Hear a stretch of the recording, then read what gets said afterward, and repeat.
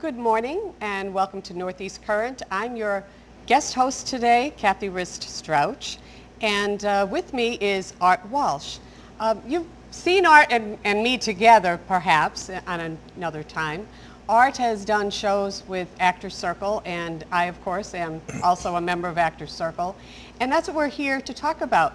In fact, we're in the theater that Actors Circle is the home of.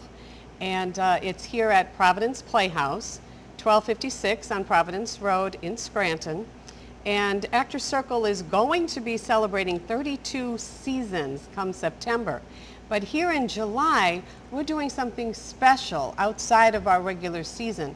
We're doing things that are original works by local artists. Now, in July on the 11th, 12th, and 13th, if you're seeing this show on the first part of our schedule, you will know that Lou Bizignani and a few other people, Bill Zaransky, they've written shows along with Janet Lowe and Marion Ipst and Ben Renierdo. It's Marion Jobst. Marion Jobst, and who else? Lou has written some of it. They've all written little pieces of works that they're putting together for that weekend, like all these short stories, short plays, what have you. And essays. And essays.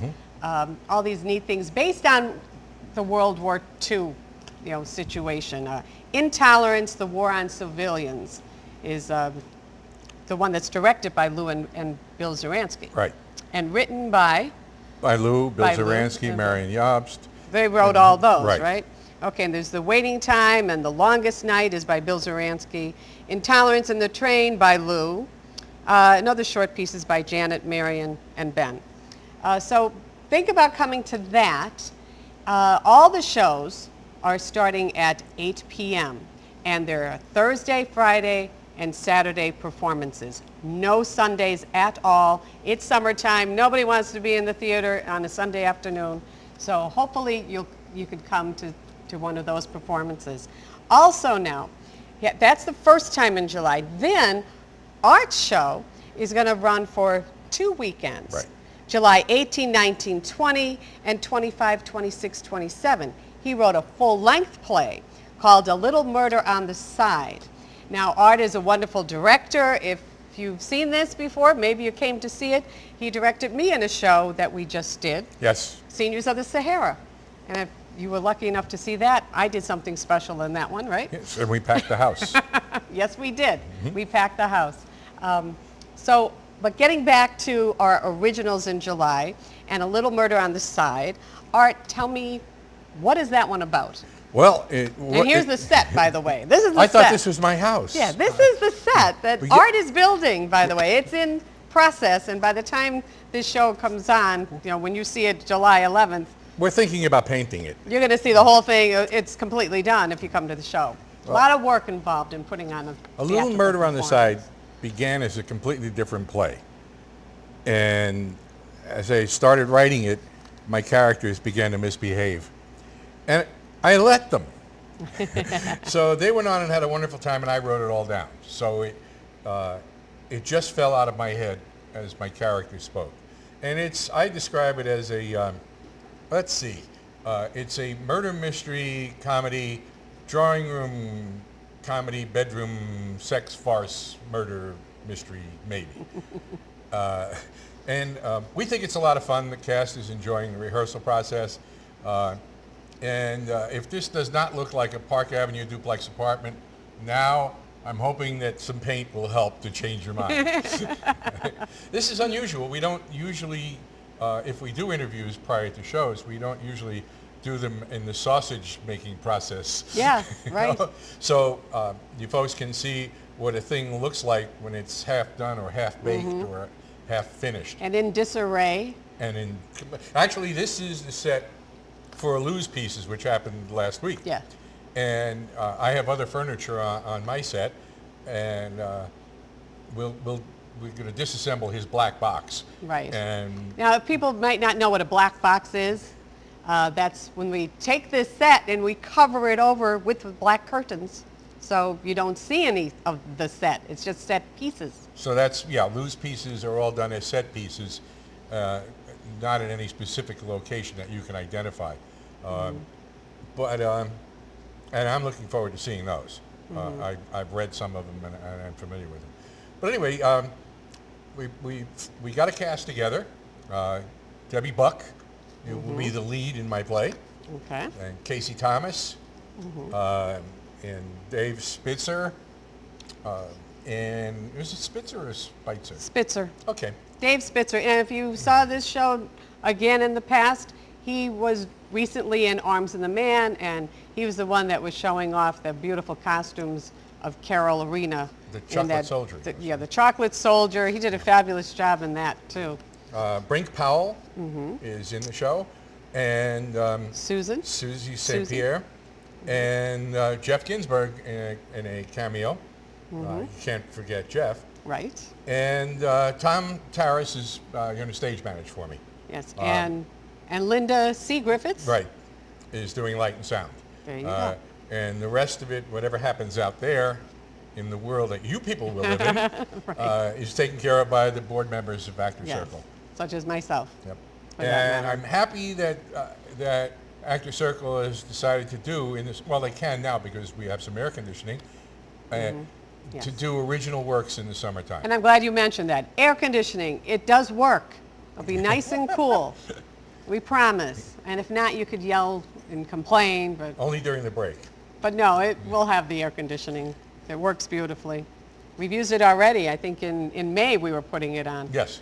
Yeah, we had to. Yes. But in any event, I'm very happy with the cast. They seem to be enjoying themselves. The set is coming along. It's kind of complicated. We have our swinging doors, which are part and parcel of the comedy. Of the forest coming in and out. Yeah. One's going in, the other one's coming out. Down the stairs, in the door, out to the terrace, through the front door. I hope they don't run out of breath. There you go. Right? But it was a concept that, as I said, just fell out of my head a few years back. Now, here's the thing. The fact that you are the author and director, do you find yourself in directing, you're like, you know what? I don't like the way this is being said. Let's change these words. Do you do any of that? Actually, I do. I probably would not have when I first wrote the play. Because when I wrote the play, I had only directed one other play at that point in my career. I'd only been doing acting and some set work. But having been a director now for more than a dozen years, I no longer feel that I would interfere in an improper way with my own words, or being afraid. You know, I'm doing what I know a playwright's supposed to do. I'm giving my play to a cast of actors and a director. And the cast is showing me things that I didn't even envision when I wrote the play. Yeah. And I am thrilled to see it. As a director, you just want people to get to a limit somewhere, you know, where you can tell them, well, that's a bit much, but at least they're having an adventure. They're trying things. You want to get 1 foot over the line. You need to experiment a bit. Otherwise, you might as well just read the play. Right, right. You know? And I'm trying not to interfere with them. I think a lot of playwrights who direct may get stuck on line readings, and, you know, a certain specific way they want a thing said. And you have to try and stay away from that. You know, which is very important. You have to give actors their head. Yes. And just chop them off when they do something wrong. Yes. I'll let you know when I don't like what you're doing, but otherwise, do what you feel is good for you. That's right. Because I direct as well, and I'm on the stage, so I know the feeling. Yeah. You have to give them their heads. When you're saying a line, you say, I really feel like I want to be walking away at this time. Can I do that? And then the director will say, well, go for it. Yeah, do it, and if it doesn't work, I'll let you know. Yeah. And experiment, you know, different. Now, there may be some times when an actor will deliver a line, and I don't care for that particular delivery. And how do you say to an actor, you can't say, this is how I want you to do it. You can Try say, something else. Try something else. Try something else, Maybe and then a we'll hint, try it. Yes. You know? But again, as I said, they're having a good time. That's good. That's And good. we're going to start painting the set this afternoon. Okay. And I'm wishing that we could have had Lou here to talk further, but he's last he's week, busy. Yes, you know. he was last week. So He's this the is last now. week's news. He's actually the first weekend, but not in the second weekend. Now, just to remind everybody, again, for Art Show, it's July 18, 19, 20, 25, 26, and 27. Lou's show, for those that catch this the first week we're presenting this program, it's July 11, 12, and 13. All shows are at 8 p.m., Thursday, Friday, and Saturday.